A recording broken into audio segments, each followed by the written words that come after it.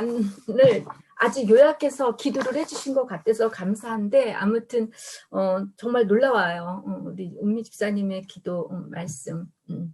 자, 우리 예배 설교 시작하기 전에 제가 잠깐 기도하겠습니다. 주님 감사합니다. 정말 이렇게 떨어져 있으면서 3월부터 지금까지 7개월간을 이렇게 온라인으로 예배를 드리며 저희들의 신앙생활하는 게 쉽지 않지만 그러나 저희들 각자 하나님의 은혜 가운데 건강하게 잘 보낼 수 있게 해주심을 감사합니다. 오늘도 주님이 저희들에게 주신 말씀을 통하여 저희들이 힘을 얻고 위로받고 이 세상을 살아갈 때 승리하며 살아갈 수 있도록 함께하여 주시옵소서. 전하는 자 듣는 자가 한마음으로 주의 목소리를 듣겠사오니 하나님 응답하여 주시고 저희들의 이 말씀을 저희들의 삶 속에서 직접 적용하며 살아계신 하나님의 놀라운 역사를 경험하고 무엇보다도 많은 열매를 거둘 수 있는 저희들 되게 도와주시옵소서. 예수님의 이름으로 기도드립니다. 아멘. 한 2주 전인가 제가 어떤 분과 전화통화를 했는데 그분이 요즘 교회를 보면 처음 교회를 향했던 바람이나 꿈이 단지 자신의 이상에 불과한 것이 아닌가 약간의 의심이 들었다고 했습니다. 우리 교회 공동체만은 다른 그 어떤 교회와는 좀 달랐으면 하는 마음에서 지금까지 공동체를 위해 최선을 다해 말씀과 기도로 열심히 살려고 노력했는데 여전히 변하지 않는 우리들의 모습을 보면서 자신의 이상이 정말 이상에 불과한 것 같다라는 말씀에 저도 많이 동감이 되었고 그분의 마음을 충분히 이해할 수가 있었습니다. 특히 코로나 사태가 점점 심해지면서 대면 예배가 불가능해지고 예배뿐 아니라 모든 모임들이 온라인으로 되어가다 보니 왠지 우리의 신앙과 믿음이 침체된 것 같고 정체되었다는 생각이 드는데 여러분은 어떻습니까? 어제 제가 저녁 때 독일교회 이제 청소년 청년 예배를 인도했는데 다들 얼굴들이 불안한 얼굴이에요. 독일교회가 제가 섬기는 교회가 되게 큰데 자리를 1.5m, 2m 간격으로 떨어져 있는데도 불구하고 그 얼굴들이 아주 그걸 보면서 서로가 서로를 의심하는 것 같아서 저도 마음이 좀 아팠습니다. 이렇게 떨어져 있는데 또 서로가 서로를 불신해하고 내가 너한테 코로나 걸리면 어떨까 또 내가 너를 옮겨주면 어떨까 하는 그런 조심이 참 신앙생활을 하면서 공동체 생활을 하는 것이 정말 여간이 쉽지가 않습니다. 저 역시 지난 2주 동안 한인교회도 그렇고 독일교회 목회를 많이 생각하면서 이런 멈춰지지 않을 것 같은 코로나 상황 속에서 제가 할 수 있는 목회는 무엇이고 정말 목회의 비전이 있기는 한 것인지 어디까지가 저의 영역이고 어디까지 저의 영역 밖인지 이 생각 제 생각하면서 이제 시간을 보내다가 지난주 마태복음 마지막 장을 묵상하는 가운데 주님께서 제게 새로운 마음으로 응답해 주셨어. 이 말씀을 준비하면서 저랑 통화했던 그 분의 얼굴이 떠올랐습니다. 오늘 본문 말씀을 통해 주님으로부터 코로나 상황 속에서도 나름대로 신앙생활 하려는 우리 모두와 신앙의 무기력이나 기쁨과 열정이 사라지는 분들에게 위로와 감동을 받는 은혜의 시간이 되었으면 합니다. 오늘 본문 이야기는 우리에게 잘 알려진 말씀으로 부활하신 예수님께서 다시 예수님의 11 제자들을 갈릴리에서 만나셔서 마지막으로 그들이 해야 할 일을 분부하시는 내용입니다. 구약에서는 우리가 지켜야 할 10계명을 말씀하시고 있다면 신약에서는 하나님의 제자가 되기 위해서 반드시 지켜야 할 대위 임명, 제가 예전에 말했던 것 같아요. 그레이트 커미션이라고 있는데 바로 오늘 말씀입니다. 주님의 제자로서의 사명과 또 공동체의 본질을 위한 사명의 관점으로 본문 말씀을 들여다보면 크게 4가지 주제로 나눌 수가 있습니다. 첫 번째, 예수님께서 11명의 제자들을 다시 부르셨다는 것입니다. 16절을 보면 11 제자가 갈릴리에 가서 예수께서 지시하신 산에 이르러 안식 후 첫날, 그러니까 유대인들에게는 안식일이 언제죠? 토요일입니다. 금요일 날 유대인들은 하루의 시작이 존넨 운터강이니까 해가 질 때예요. 그래서 금요일 날 저녁 때, 해 질 때가 시작되는 거예요. 그러니까 유대인들은 토요일 날 안식일을 지키는데 우리의 달력으로 의하면 주일입니다. 왜 우리가 주일날 안식일을 주일로 지키냐면 예수님이 부활하셨던 날이 바로 주일이기 때문에, 안식일 첫날, 그러니까 주일이기 때문에 우리 기독교인들이 주일을 안식일로 지킵니다. 주일 새벽에 막달라 마리아와 다른 마리아가 예수의 무덤을 찾아가는데 천사가 무거운 무덤의 돌을 굴리고 나서 주님이 부활하셨다는 소식을 전해주면서 여인들에게 빨리 제자들에게 가서 주님이 살아나신 것과 부활하신 주님께서 이미 갈릴리로 가셨으니 그곳에서 주님을 배울 것을 알려주라고 이렇게 하십니다. 지난주 여러분 야곱의 새 이름 이스라엘의 12 아들에 대해서 우리가 나눴습니다. 숫자 12는 하나님의 백성으로 완전함을 의미한다고 했는데 야곱의 12 아들들이 어떤 인물이었다고 했습니까? 아버지 첩과 간통을 하지 않나? 끔찍한 살인을 하지 않나? 시기와 질투로 동생을 팔아넘기는 파렴치한 인신매매자들이었고 며느리와 잠을 자는 이런 비윤리적이고 비도덕적인 사람들이었다고 했습니다. 이런 사람들이 하나님의 언약의 백성이고 이들을 통해 메시아이신 예수 그리스도가 나올 것이라고 한 것이 하나님의 뜻이었다고 했습니다. 예수님께서도 12 제자들을 부르셨습니다. 마태복음 4장을 보면 어부인 베드로와 안드레, 야고보와 요한을 제자로 부르셔 사람을 낚는 어부가 되겠다고 하셨는데 그리고 이들에게 나를 따라오라고 하셨습니다. 또 10장에서는 예수의 12명 제자들의 이름들이 이제 기록되면서 이들을 세우시고 사도로 부르시어 파송을 하셨다고 합니다. 그리고 26장에서 27장을 보면 제자들이 예수님을 배신하는 장면들이 나옵니다. 베드로는 예수님을 3번이나 부인하고 유다는 예수님을 은 30냥에 팔고 괴로워서 목을 메어 자살을 합니다. 정작 예수님이 십자가에 못 박히시고 고난받는 현장에는 로마 백부장이나 예수님을 섬기며 사랑했던 여인들 막달라 마리아와 야고보와 요한의 어머니 마리아와 그리고 세베대의 어머니만 있었다고 합니다. 예수의 제자들은 한 명도 그곳에 없었습니다. 어찌 보면 유다가 다른 11 제자들보다 더 인간적일 수 있습니다. 그는 양심이 너무 괴로워 더 이상 견디지 못하고 자살을 선택했지만 다른 제자들은 다 예수님을 떠났습니다. 양심이 괴로웠겠죠? 그러나 그들은 예수님을 떠났습니다. 이 12 제자가 누구입니까? 예수님과 3년 반 동안 함께 먹고 마시고 자면서 동고동락했던 인물들이었습니다. 예수님과 가장 가까이에서 주님이 행하시는 놀라운 기적들을 체험했던 사람들이었습니다. 죽은 자가 다시 살아나고 귀신들이 떠나가고 병든 자가 고침을 받고 물이 포도주로 물고기 2마리와 보리떡 5개로 5,000명을 먹였던 그 예수님의 기적들을 직접 현장에서 보고 체험했던 사람들이었습니다. 예수님으로부터 직접 설교 말씀을 들었고 양육받았던 사람들이었습니다. 베드로는 어떻게 예수님께 자신 있게 그 믿음을 고백했습니까? 주님은 그리스도이시고 살아계신 하나님의 아들이라고 고백할 정도로 예수님이 누구인지 잘 아는 그리고 믿음이 신실한 사람이었습니다. 주님을 위해서라면 자기 목숨을 다 바칠 것이다라고 이렇게 장담할 정도로 신앙심이 투철했던 사람이었습니다. 그런데 이런 제자들이 십자가의 고난 앞에서는 주님을 배신하고 다 떠났습니다. 저는 이 베드로의 고백이 거짓말이라고 생각하지 않습니다.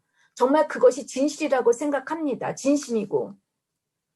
왜 주님께서는 이런 제자들을 다시 부르시는지, 그것도 12명의 숫자를 채워서 새롭게 제자들을 편성해서 부르지 않으시고 한 사람이 부족한 11명을 부르셨는지 여러분들 궁금하지 않습니까? 저는 이 말씀을 묵상하면서 나머지 1명은 여러분과 제가 아닐까 생각해 봅니다. 주님께서 주신 사명, 과제들을 완성해야 할 사람으로서 12를 채워야 하는 사람이 여러분과 저라는 것입니다. 그래서 예수님께서 11명만을 부르셨다고 생각합니다. 두 번째, 여전히 경배와 의심이 공존하는 믿음입니다. 그런데 제자들은 별로 달라진 것이 하나도 없습니다. 17절을 보니까 예수를 배우고 경배하나 아직도 의심하는 사람들이 있더라. 마태복음 저자인 마태는 제자들의 믿음 상태에 대해서 부활의 예수님을 보자 경배하지만 아직도 의심한다고 이렇게 묘사하고 있습니다. 경배하지만 의심하다라는 말씀을 지금까지 전통적이고 보수적인 또 보편적인 해석은 11명 가운데 어떤 사람은 의심을 했고 어떤 사람은 경배했을 것이다 라고 보는 경우와 11명 모두가 경배했는데 그 중에 어떤 제자들은 의심을 했다라고 보는 해석입니다. 그러나 저는 경배하고 의심하다라는 이 두 동사가 동시에 일어나는 동작을 의미하는 것을 봐서 11명 모두 전체가 경배도 했고 모두 전부가 의심했다라고 이렇게 생각이 됩니다. 마태복음에 보면 의심하다라는 단어가 딱 2번 기록되어 있는데 마태복음 14장 31절입니다. 여러분 아시죠? 베드로가 물 위로 걸어오시는 주님을 보고 자신도 물 위에 걸을 수 있을지 주님께 물어보고 물 위를 걸어갑니다. 그런데 바람 부는 것을 보다가 두려워서 물속에 빠진 그런 사건입니다. 근데 주님께서 베드로에게 뭐라고 하셨죠? 믿음이 작은 자여 왜 의심하느냐고 말씀하셨습니다. 그때 바로 의심을 말합니다. 의심하다는 헬라어로 디아크리노, 그러니까 이중적으로 하다, 즉 마음이 두 갈래로 나눠지며 어찌할 바를 몰라 하는 상태를 말하고 지체하다라는 뜻입니다. 제자들이 예수님의 부활의 사실성을 의심했다는 그런 불신앙이 아니라 무엇 때문에, 무엇을 위하여, 무슨 목적으로 망설이고 있느냐는 의미입니다. 여기에 모인 우리들은, 그리고 기독교인들이라고 하는 사람들은 대부분 예수님의 부활을 믿습니다. 여러분 예수님의 부활을 믿죠? 믿습니까?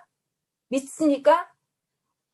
그러나 우리들은 주님 나라를 위하여 무슨 목적으로, 무엇 때문에, 무엇을 위해 살 것인가에 대한 물음에는 여러분 여전히 망설이고 있지 않습니까?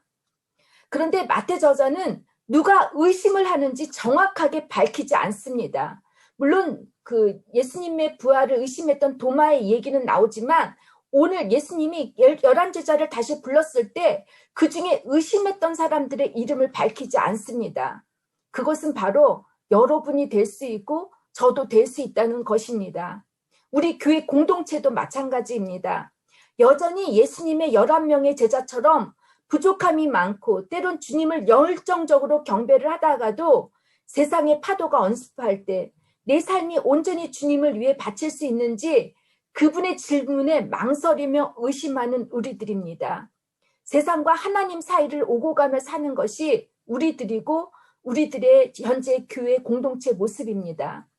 경배와 의심이 공존하는 것이 바로 교회이고 공동체라는 것을 인정할 때 나의 높은 이상과 꿈이 더욱더 주님을 붙잡을 수 있는 그 겸손과 순종으로 변할 수 있게 된다는 것입니다. 너무 제가 2년 동안 제가 꿈꿨던 교회, 저희 부모님이나 특히 저희 아버지가 많이 아파하셨던 그런 교회 공동체가 아니라 정말 다른 모습의 공동체를 꿈꾸고 그것을 위해서 제가 독일교회나 먼저 또 한인교회를 섬기기로 결정을 했는데 제가 늘 의심이 됐습니다. 이렇게 변하지 않는 우리들의 모습이 정말 이런 교회를 만들어갈 수 있을까 했는데 도리어 감사한 거는 이 의심이 저한테는 겸손으로 만들어주신다는 것입니다. 자만하지 말라고. 네가 꿈꿨던 것이 예수님이 꿈꿨던 것 이상이 되어질 땐 너는 교만할 수밖에 없고 교만할 수 있는 목회자가 될 수 있고 교만할 수 있는 교인들이 될 수 있기 때문에 너 자제하라고 하시는 말씀이어서 저는 이번 주에 의심과 믿음이 또한 경배와 이것이 공존하는 교회에 있다는 것이 참으로 감사했고 저에게 많은 위로가 되었습니다. 의심은 믿음이라고 하는 공간에 숨어있는 뼈대와 같다라는 말이 있습니다. 참 공감이 되는 말 아닙니까? 우리 기독교인들 중에는 의심에 대해 불신앙이라고 참 부정적으로 보는 경향이 있습니다. 전 의심이 나쁘지만은 않다고 생각합니다. 의심이 없게 만드는 종교는 사입이라고 봅니다. 인간을 세뇌시켜서 아무런 의심 없게 만드는 것은 종교를 빙자한 이익 집단이고 사기 집단입니다. 의심하지 말고 믿기만 하라고 말하는 것은 어찌 보면 참 교만할 수 있습니다.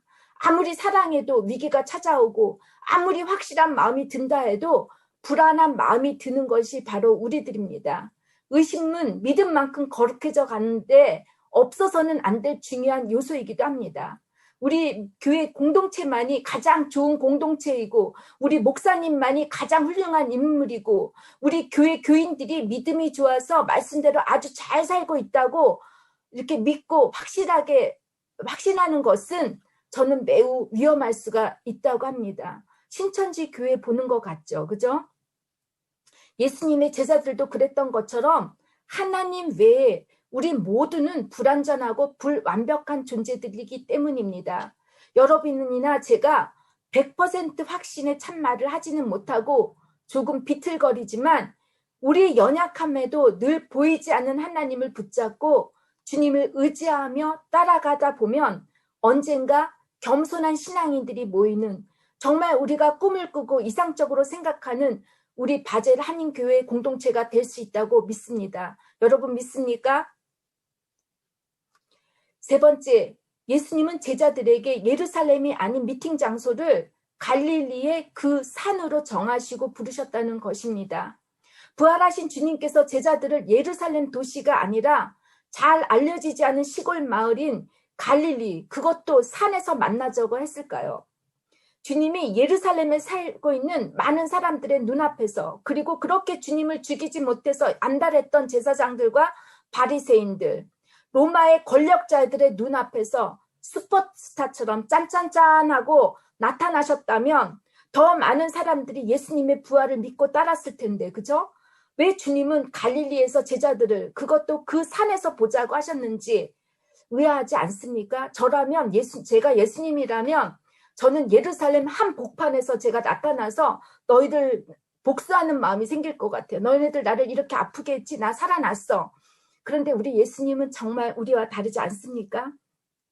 예루살렘은 풍요와 부와 권력이 있는 도시, 종교와 권력이 손을 잡고 기존의 질서의 변화를 싫어하는 도시를 상징합니다. 이런 예루살렘에서는 주님께서 이적과 기적을 행하지 않았습니다. 도리어 성전을 도둑의 소굴로 만든 종교적 장사치들에게 화를 내셨고 채찍으로 더럽힌 성전을 정화시켰습니다.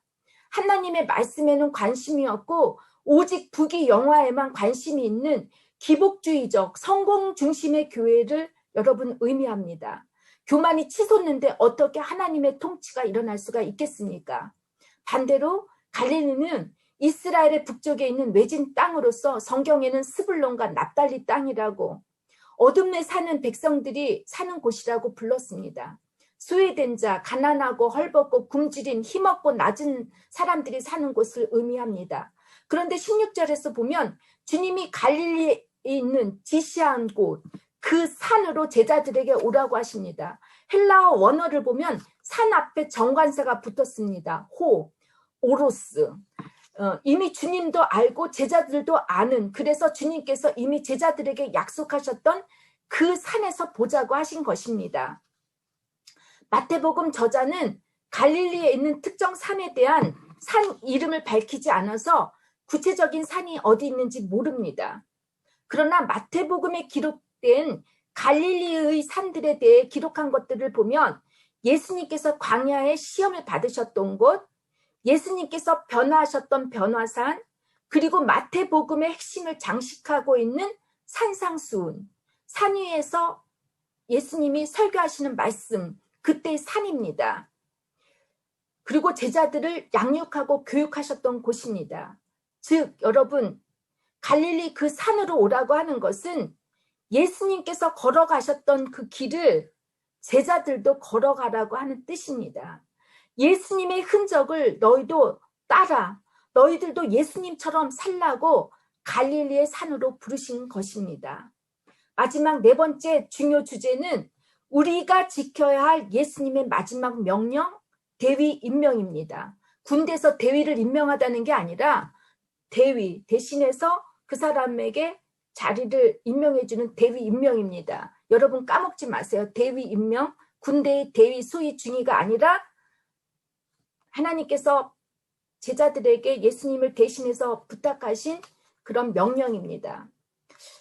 보면은 20절에 그러므로 너희는 가서 모든 민족을 제자로 삼아 아버지와 아들과 성령의 이름으로 세례를 베풀고 내가 너희에게 분부한 모든 것을 가르쳐 지키게 하라. 이 지상 명령의 말씀을 헬라어 원어로 보면 제자를 삼으라는 것이 본동사입니다. 가서 세례를 주고 가르치는 것의 최종 목표는 제자를 삼으라는 것인데 이 말씀을 지금까지 선교적 관점으로 보시고 선교적 방법으로 해석하시는 분들이 있었습니다.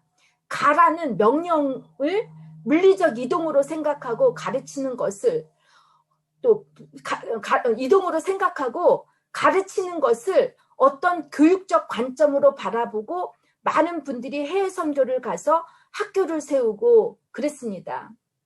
어떻게 해서든지 물리적으로나마 세례를 베푸는 것이 선교를 다했다고 생각하시는 분들이 있었습니다. 제가 어렸을 적에 어떤 분이 군대에 높은 지위를 가지고 있었는데 이분이 이런 간증을 했습니다. 자신이 자기 부대에 있는 모든 부하들을 갖다가 세례를 받겠다고 이렇게 자신하셨는데 그때는 제가 너무 놀라웠습니다. 아, 이렇게 신앙이 좋은 그런 아저씨도 계시구나 했는데 지금 나이가 들어서 보니까 이것이 군대나 가능하죠. 명령 그 체계에 그런 사회에서나 가능하지 않습니까? 군인들이 스스로가 했겠습니까? 다 물리적이었던 것으로 생각합니다. 그래서 그런지 독일 목회자들 중에는 많은 분들이 미시온, 선교라고 이렇게 말을 하면 소스라치게 예민하게 반응하시는 분들이 많습니다. 선교라는 이름으로 얼마나 많은 나쁜 짓을 했습니까? 칼 대제 다 아시죠? 유럽을 정치적 종교적으로 토긴하겠다고 그래서 그 이름 하에 자신의 권력의 욕심으로 얼마나 많은 사람들을 죽였습니까? 또 세계를 복음화한다는 명분하에 많은 타민족들을 식민지화하면서 수많은 살상과 피를 흘리게 한 것이 이 유럽 나라입니다. 제 여동생이 태국의 선교사로 일을 하고 있습니다. 태국에는 정말 너도 나도 할 것 없이 그 자비랑 선교사, 선교사들이 왜 이렇게 많은지 모릅니다. 우리나라 교회는 최근 몇 년 전만 해도 세계에 가장 많은 선교사를 파송하는 나라가 그런 나라의 1등이라고 자랑하시는 분들이 있었습니다. 선교 복음을 증거하는 것은 매우 중요합니다. 예수님의 명령이니 그것은 우리가 해야 할 사명입니다. 오늘 본문 말씀을 보면 모두라는 단어가 4번이 나옵니다. 독일 성경을 보면 모든 권세, 모든 민족, 그리고 주님이 분부하신 모든 말씀, 모든 날이라고 이렇게 모든 시간이라고 말씀하십니다. 우리의 힘으로 무력을 동원해서 하라는 말씀이 아니라 하나님께서 예수님께 주신 권세로 하라고 하신 것입니다. 바로 사랑이고 섬김입니다. 주님이 주신 사랑의 힘으로 모든 민족들에게 제자를 삼고 삼위일체 하나님의 이름으로 세례를 베풀어야 합니다. 그런데 저는 코로나 상황을 겪으면서 많은 교회가 위기에 처했을 때 가는 것이 불가능해져 있습니다. 제 동생이 지금 한국에 간 지 7개월이 됐는데 태국에서 비자를 주지 않고 막아서 지금도 태국에 들어가지 못하고 있습니다. 저는 이 코로나를 상태로 해서 가라는 것보다는 머무는 것도 하나님을 기쁘게 하는 것이고 선교가 아닐까 생각해 봤습니다. 특히 저희들은 그렇지 않습니까? 우리들은 외국에 살고 있습니다. 우리가 가야 할 곳에 이미 와 있는 분들이 여러분과 제가 아니겠습니까? 이곳에 잘 머무는 것이, 교회에 잘 머무는 것이 바로 선교이고 복음을 위해 사는 삶입니다. 여러분 잘 머무시기를 주님의 이름으로, 그리고 잘 버티시기를 주님의 이름으로 부탁드립니다. 그러면 우리가 어떻게 잘 머물고 잘 버틸 수가 있겠습니까? 20절 말씀입니다. 내가 너희에게 분부한 모든 것을 가르쳐 지키게 하라는 말씀을 원어로 보면은 지키도록 가르치라고 되어 있습니다. 그러면 주님께서 분부하신 말씀이 무엇입니까? 주님께서 분부하신 말씀은 예수님의 산상수훈입니다. 예수님께서 갈릴리 산 위에서 설교하신 모든 말씀입니다. 이 산상수훈을 한마디로 압축해 보면 6장 33절, 마태복음 6장 33절, 너희는 하나님의 나라와 그의 의를 구하라입니다. 우리의 의식주 문제를 위해 걱정하고 염려하지 말고 주인이신 하나님께서 통치할 수 있도록 하나님께서 옳게 여기시는 것을 부지런히 찾고 열망하라고 하시는 것입니다. 우리는 지금까지 복음을 전할 때 예수 믿고 구원 받으세요 라고 말을 합니다. 예수 천당 불신 지옥이라는 슬로건으로 전도를 했습니다. 선교와 전도는 예수님을 증거하는 것만은 아닙니다. 오늘날 수많은 교회가 예수님을 믿지 않는 게 아니고 예수를 증거하지 않아서 욕을 먹는 것이 아니지 않습니까? 우리의 삶의 변화가 없기 때문입니다. 여러분 밖에 나가서 예수님 믿으세요라고 전도하시는 거 맞습니다. 또 그런 용기도 필요합니다. 그런데 우리가 왜 이렇게 계속 욕을 먹고 있습니까? 우리의 삶이 변하지 않기 때문입니다. 마태복음 5장 16절 말씀을 보면 이같이 너의 빛이 사람 앞에 비치게 하여 그들로 너희 착한 행실을 보고 하늘에 계신 너희 아버지께 영광을 돌리게 하라라고 하셨습니다. 우리가 사람들 앞에서 착한 행실을 보이지 못했기 때문입니다. 사람 앞에서, 세상 앞에서 우리들은 착한 행실을 보여야 합니다. 그래야지 하나님께서 욕을 먹지 않습니다. 착한 행실은 바로 마태복음 25장에 나옵니다. 배고픈 이에게 먹을 것을 주고 목마른 자에게 마실 것을 주고 집 없는 나그네에게 잘 곳을 마련해 주고 헐벗은 이에게 입을 것을 주고 병들었을 때 돌봐주고 감옥에 갇힌 이들을 찾아가는 것이라고 주님께서 말씀하셨습니다. 형제 중에 지극히 작은 자 하나에게 한 것이 바로 주님께 한 것이 이것이 바로 착한 행실이고 이 착한 행실이 하나님의 예수의 최후의 심판의 기준이 된다고 하셨습니다. 이것을 지키도록 가르치는 것이 제자들의 사명이고 즉 여러분과 제가 해야 할 사명이고 우리 교회가 있어야 할 존재 이유입니다. 우리가 착한 행실을 지키게 가르치기 위해서는 우리 역시 모범적 삶을 살아야 합니다. 사도 바울이 빌립보 교우들에게 나같이 되라고 이렇게 자신 있게 말할 수 있는 것처럼 우리 스스로가 주님의 제자로 변화되어야 합니다. 참 힘들고 불가능하다고 생각하실 수 있습니다. 그래서 저는 제자가 되는 것보다 제자로서 삶을 살아갈 수 있도록 조금씩 제가 또 여러분이 만들어져 가야 하고 이것을 지키도록 가르치는 것이 여러분과 제가 되었으면 합니다. 마지막으로 28장 20절 말씀을 보면 마태 저자는 내가 세상 끝날까지 너희와 항상 함께 있으리라는 주님의 말씀으로 이제 마지막 끝을 맺습니다. 너희와 항상 함께 있으라는 말 무슨 뜻이죠? 임마누엘입니다. 어디서 많이 들어본 단어 아닙니까?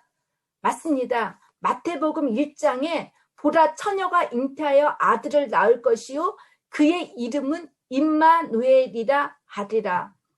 마태복음은 그래서 여러분 임마누엘로 시작해서 임마누엘로 끝이 납니다. 예수님이 승천하시고 하늘로 올라가셨는데 어떻게 우리와 함께 하시느냐고 이렇게 물어보시는 분이 있습니다. 그런데 마태복음 18장 20절에 보면 두세 사람이 내 이름으로 모인 곳에 나도 그들 중에 있느니라고 하십니다. 임마누엘의 하나님이십니다. 우리와 처음부터 끝까지 함께 하시는 임마누엘의 하나님이 지금 우리들이 모인 이곳에 함께 하신다는 것입니다. 저는 큰 교회 섬기고 싶은 마음 왜 없겠습니까? 많은 숫자들 앞에서 설교하고 찬양하고 얼마나 보기 좋습니까? 그런데 주님이 없는 교회라면, 공동체라면 이거 참 슬픈 일 아닙니까? 물론 주님도 함께 하시고 교회 붕도 있어야 하겠죠. 그러나 이렇게 코로나로 예배를 드리지 못하고 대면 예배를 드리지 못하는 이곳에 우리가 새벽 기도나 또 기도 모임 다 온라인으로 하지만 우리가 주님의 이름으로 적은 소그룹이 모였지만 이곳에 주님이 함께 하신다는 것입니다. 임마누엘의 하나님이십니다. 독일 교회가 이 코로나로 인해서 20%가 줄어들었습니다. 2040년이 되면 지금 현재 제가 여기에 지역을 마크레플러 란트라고 이 독일의 그 남쪽 지역에 교회가 41개가 있어요. 그런데 15개의 교회 목사님들이 없어요. 앞으로 2030년이 되거나 그때까지는 목회자들이 이제 죽어날 거예요. 다행히도 저는 앞으로 7년만 있으면 은퇴하는데 목회하기가 이렇게도 힘들어지고 쉽지가 않아요. 한 목사님이 여러 교회를 감당해야 하는데 여러분 저는 우리 교회가 숫자에 한정되어서 많은 사람들이 모이고 찬양하고 그의 붕을 꿈꾸는 것도 중요하겠지만 우리 이렇게 적은 숫자라도 정말 살아있게 주님의 이름으로 모여서 여러분들이 정말 그 하나님의 임재함을 채우고 그러면서 힘을 얻고 그리고 복음을 전하는 여러분들이 되었으면 합니다. 지난 몇 주 교회를 처음 세웠을 때와는 달리 우리 모두의 신앙생활이 침체되어 가고 있는 것이 아닌지, 아무리 제가 열심히 노력해서 말씀을 전하고 있지만 여전히 삶이 변하지 않는 우리 교회 성도들이면 나의 목회는 무엇을 의미하는 것일까 좀 회의를 갖고 있었는데 오늘 본문 말씀으로 위로를 받고 설교를 준비하고 있는데 권 집사님이 금요일 밤에 문자를 보내셨습니다. 제가 손보다 너무 말이 빠른지라 집사님과 이제 통화를 했는데 제 설교 내용과 맞는 놀라운 체험 이야기를 들려주셨습니다. 잘 머물고 계신 그 권사님, 버티시고 있는 우리 권 집사님의 놀라운 간증으로 우리 모두 있는 곳에서 최선을 다해 주님이 분부하신 말씀을 잘 지키고 이 말씀을 잘 지키도록 내 사랑하는 가족과 친구들 그리고 섬겨야 할 그 한 사람을 위해 나누는 신앙이 되시기를 주님의 이름으로 축원합니다. 이제 우리 권 집사님이 이 코로나 때 혼자서 그 프랑스에서 무엇을 혼자 하고 지내셨는지 체험을 해주시고 체험 이야기를 해주시고 그 다음에 제가 현석 형제님과 그 다음에 레오 형제님을 위해서 독일어로 말씀을 요약해서 정리해 준 다음에 오늘 말씀을 맺겠습니다. 자, 권 집사님 부탁드립니다.